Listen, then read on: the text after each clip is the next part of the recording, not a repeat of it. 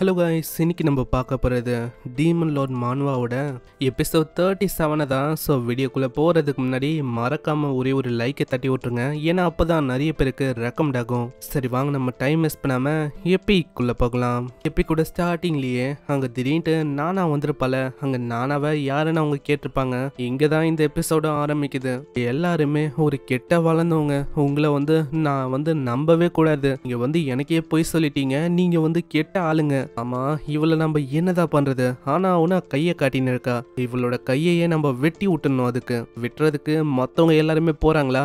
நானா ஒரே ஒரு பஞ்சு தான் அடிக்கிறா. எல்லாரோட நிலைமையும் அங்க மோசமாயிது. அவங்க எதிர்பார்க்கல நானாக்கு இந்த அளவுக்கு ஸ்ட்ரென்த் இருக்கும்னு. இதனால பின்னாடி இருக்க அவனும் சொல்றான், சீக்கிரம் போய் அவளை அப்படியே உயிரோட பிடிச்சு கொண்டு வா. இதனால அந்த மாஸ்டரும் அப்படியே சம வேகமா போய் ஒரு பயங்கரமான தாக்குதல பந்து, ஹேய் நீ என்ன பண்ண இருக்க? நான் அவளை அப்படியே உயிரோட கொண்டு வர சொன்னேன். அவளை அப்படியே கொண்டுட்டேன். இல்ல அவ மேல ஸ்கிராட்ச் ஊந்தா கூட அவ்வளவுதான். அவ எனக்கு ப்ராடக்ட் மாதிரி. அவளை கொண்டு ஏதாச்சும் ஆச்சு அவ்வளவுதான், பாத்துக்கோ. நானா அப்படியே கழுத்து கிட்ட பார்க்கும் போது ஏதோ ஒரு விஷயம் ஜொலிக்குது. அதை அவன் நோட் பண்ணிக்கிறான். ரொம்ப அந்த பீஸ்ட் தாக்குது. ஆனா நானா அதுல இருந்து தப்பிக்கிறா. அறிவு கெட்ட பீஸ்ட், அந்த பொண்ணை அப்படியே உன்னால பிடிக்க முடியாதா? இவன் சொல்ல சொல்ல அவனோட கையிலயும் அதே சிம்பிள் இருக்குமா, அது ஜொலிக்க ஆரம்பிக்குது. இந்த சைடு நானா ஒரு பயங்கரமான பஞ்ச் அடிக்கிறா. அதனால அது அப்படியே பின்னாடி நோக்கி போகுது. முட்டா பீஸ்ட், நீ என்ன பண்ண இருக்க? என் மேல எதுக்கு விழுறதுக்கு வர? அங்க அவரும் ஓட பாக்குறாரு. அடுத்த செகண்டே அங்க ஒரு பயங்கரமான பிளாஸ்ட் ஏற்படுது. நம்ம பிரெயினுக்கும் அங்க இருக்கிற மத்தவங்களுக்கும் தெரிய வருது. அட, என்னால அங்க ஒரு பெரிய மானவ உணர முடியுது. அட வாங்க, எனக்கு தெரிஞ்சு அங்கதான் நானா இருக்கான்னு நினைக்கிறேன். நெக்ஸ்ட் சீன்ல அந்த மர்ச்சன்ட் இன்னமும் கடுப்பாவறான். நீ பண்ண வேலைக்கு உன்னை நான் அப்படியே விட போதில்ல. சீக்கிரம் நீ அவளை அப்படியே முடிச்சிரு. ஏன்னா அவ கடுப்பாக்கிட்டா. ஆனா திடீர்னு என்னாச்சுன்னு தெரியல. மாஸ்டரோட கழுத்துல ஏதோ ஒண்ணு மாட்டி வச்சிருந்தாங்களே, அது அப்படியே உடையுது. மாஸ்டரும் இதனால ரொம்ப கொடூரமா பாக்குது. அவ்வளவுதான்டா, நீ செத்தனு. அதனால அவனுக்கு என்ன பண்ணும் தெரியல.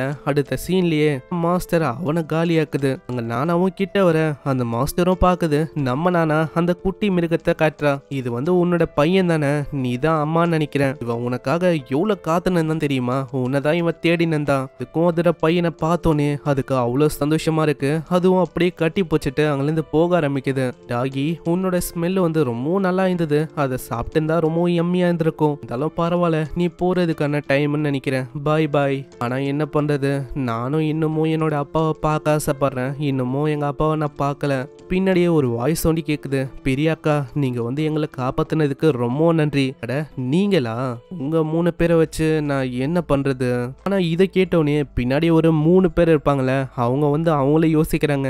இதனால அங்க நானாவும் சொல்றேன், இப்போ எனக்கு தெரியாது. நீங்க என்ன பண்ணணும்னா இந்த 3 பசங்களை உங்களோட ஹோமுக்கு நீங்க தான் கொண்டு போய் ஒப்படைக்கணும். இல்லன்னு வச்சுக்கோங்களேன், அப்படியே உங்களை சாப்பிடுவேன், பாத்துக்கோங்க.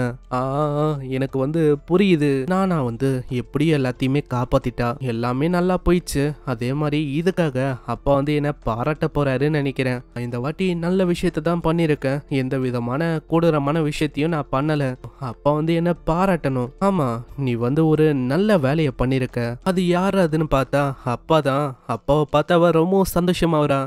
நீங்க எப்படி என்ன கண்டுபிடிச்சீங்க? அதுவா, உன்னோட மானா அப்படியே பயங்கரமா பரவ ஆரம்பிச்சுதா. டவுன்ல உன்னோட மானாவை நான் பார்த்தோனே நீ தான் அப்படின்னு எனக்கு தெரிஞ்சது. சோ அதனால நான் யோசிக்காம இங்க ஓடி வந்துட்டேன். ஃபர்ஸ்ட் நம்மளோட நியூ ஹவுஸுக்கு தான் போனேன். அங்க நான் உன்னை தேடி பார்த்தேன். இருந்தாலும் நீ அங்க ஆள காணுமா. அதனால நான் இந்த மானாவை தேடி வந்தேன். ஃபைனலி நான் சேர்ந்தேன். நம்ம ஆலியா, பிரெயின் இவங்கெல்லாம் என்ன பண்ணிருக்காங்கன்னு எனக்கு புரியல.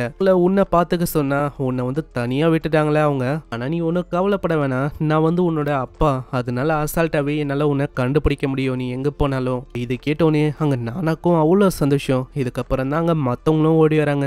மாஸ்டர், எங்களை மன்னிச்சிருங்க.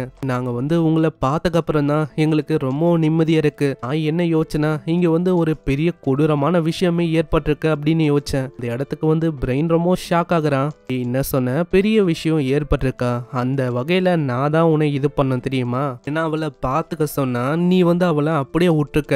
என்ன மன்னிச்சிருங்க மாஸ்டர், அடுத்த வாட்டி இப்படி எல்லாம் ஒன்னும் நடக்காது. சைடு நம்ம ஆலிஸ்க்கும் புரியுது. இவங்க தேடி வந்த ஒரு பர்சன் அது ஒரு டிராகன் பொண்ணு தானு. அப்புறம் அகாடமியோட சீனை காட்டுறாங்க. அங்க ஒரு பையனை பையனும் பயங்கரமா கத்துறான். இடத்துக்கு பிரின்சிபலா இருக்கிற அந்த வயசானவரு அவரும் அங்க வந்திருக்காரு. அம்மா எதுக்காக நீங்க வந்து இங்க வந்திருக்கீங்க? ரொம்ப நாள் ஆச்சுல, நம்ம வந்து கொஞ்சம் பேசணும்னு நினைக்கிறேன். அப்புறம் அவரு வந்த விஷயத்த பத்தி சொல்றாரு.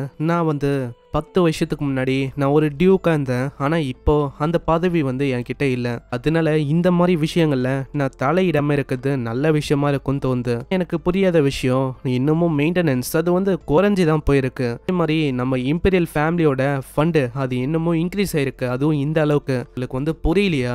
இந்த சுச்சுவேஷனை நல்லா பாருங்க. ஹவுஸ் ஆஃப் நெப்பலஸ் இப்போ அவங்க தான் கரண்டான எம்பரஸா இருக்காங்க. அவங்க தான் இப்போ இம்பீரியல் ஃபேமிலிக்கு ஃபண்டையும் தராங்க. அதுவும் ஆனுவலா வந்து நம்ம ஃபண்டிங்ல தோத்து போயிட்டா அவ்வளவுதான். அதுக்கப்புறம் நம்மளால பொலிட்டிக்கலா நிக்க முடியாது. அதுக்கப்புறம் நம்ம வீக் ஆகி அப்படியே அடியில போயிடுவோம். இதை ஒரு வாய்ப்பா வச்சு மத்தவங்க வந்து அப்படியே மேல போயிடுவாங்க. ஏன் இப்படி சொல்றேன்னா, நீங்க வந்து ஆசைப்படக்கூடாது நம்ம லியனல் அவன் வந்து ஒரு எம்பரரா மாறணும்னு. அதுவும் நிறுத்துறியா? லியனலை பத்தி என்ன யோசிக்கிற?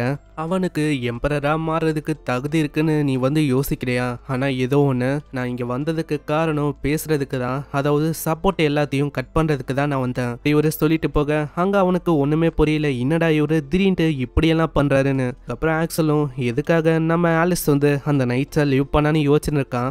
ஏதோ ஒண்ணு, அதனால எனக்கு வந்து பேக் ஃபயர் எதுவும் ஆகல.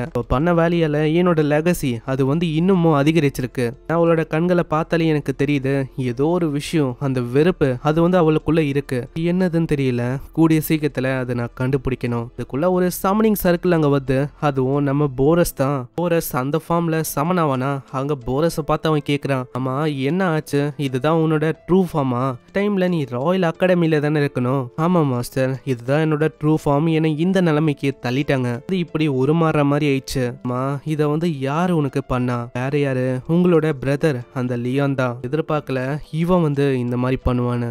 ஆனா ஏதோ ஒன்று ஃபைனலி இப்போ வந்து அதுக்கான டைம் வந்திருக்குன்னு நினைக்கிறேன். இதுக்காக தான் வெயிட்டும் பண்ணேன். ஏன்னா நீங்க நல்லா பார்க்கணும். ஏன்னா பேன்குயிக்கில் அந்த கிடைச்ச அந்த மானா டீமன் பிளேடோட மானாவும் இப்போ நம்ம லியான் கிட்ட இருக்கிறதும் ஒண்ணுதான். அப்போ அவன் தான் அந்த டீமன் பிளேடை வச்சுன்னு இருக்கான். ஆக்சலுக்கும் இப்பதான் விஷயம் புரிய ஆரம்பிக்குது. இதுக்கு முன்னாடி கூட யாரு கூட அவன் சண்டை போட்டிருப்பான்ல.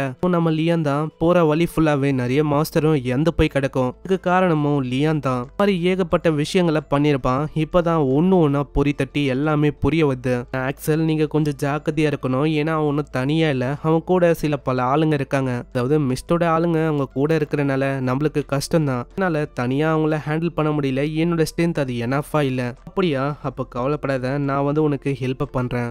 நீ சொல்றதை வச்சு பார்த்தா உன்கிட்ட ஏதோ ஒரு வகையான பிளான் இருக்குன்னு நினைக்கிறேன். ஆமா, இப்போ வந்து நம்ம செயின்டர்ஸ் அவங்க சொல்றதை வந்து கேட்டாலே போதும். இதுக்கு முன்னாடி நம்ம எப்படியாச்சும் அந்த ஹோலி சோட அதை கண்டுபிடிக்கணும். அப்படி இவங்க ஹோலி சோட பத்தியும் நம்ம லியானோட கேங்க பத்தியும் பேசுவாங்களே, வெளியில இருந்து அந்த ஆளை கேட்டு இருக்கான். அடடி, இதை பத்தி நான் சீக்கிரமா லியான் கிட்ட சொல்லணும். ஏன்னா இது ஒரு மிகப்பெரிய பிரச்சனையாகும். ஏய் என்னப்பா ஆர்வமா காது போட்டு கேட்டு இருக்கீங்களோ? நான் எதிர்பார்க்கல என்னோட குழுவிலேயே இப்படி ஒரு கருப்பாடு இருக்கும்னு. ஆக்சலோட ஒரு சபார்டினேட் தானே, இருந்தாலும் எதுக்கு நீ இப்படி பண்ணிருக்க? ஆக்சலும் வரும்போதே சொல்றான், ரொம்ப நாள் முன்னாடியே ஒரு டவுட் தான் உன் மேல, ஆனா இப்போ கன்ஃபார்ம் ஆயிடுச்சு. இதுக்கப்புறம் நம்ம லூனாவை காட்டுறாங்க. லூனாக்கு போரஸ் மேல ஒரு டவுட் இருக்கும். இதுக்கும் மேல அங்க வந்து ஒரு ஏன்ஷியன்டான டெக்ஸ்ட்ல இருக்க ஒரு புக்கை பார்த்திருப்பா. அந்த புக்கை பத்தி தான் யோசிச்சு இருக்கா. உலகத்துல கிட்டத்தட்ட ஒரு 2 புக் இருக்கும். ஒன்னு டீமன் புக்கு, ரெண்டுமே ரொம்ப சிமிலரா தான் இருக்கும். ஆனா எனக்கு புரியாத விஷயம், போரஸ் வந்து இதுக்கு பின்னாடி என்ன பண்ணும்? அப்படி யோசிச்சு இருக்கும் போதே பின்னாடி அங்க ஐரின் வரா. ஆமா என்ன ஆச்சு? நீ என்ன யோசிச்சு இருக்க? நான் உள்ளே வந்துட்டேன், நீ என்ன கவனிக்க கூட இல்ல. அதுவா என்ன ஆச்சுன்னா, நான் வந்து சில பல விஷயத்த யோசிச்சு இருந்தேன். நீ எதுக்காக இங்க வந்திருக்க? அந்த விஷயத்த நான் தெரிஞ்சுக்கலாமா? நீ லியானை வந்து பாத்தியா? லியானா? அப்பனா நீ அவனை மிஸ் பண்ற அதானே? அப்படின்னு சொல்லலாம். ஆனா நான் வந்ததுக்கு காரணம் இருக்கு. இந்த லெட்டர் தான். என்னோட அப்பா கிட்ட இருந்து ஒரு லெட்டர் எனக்கு வந்தது.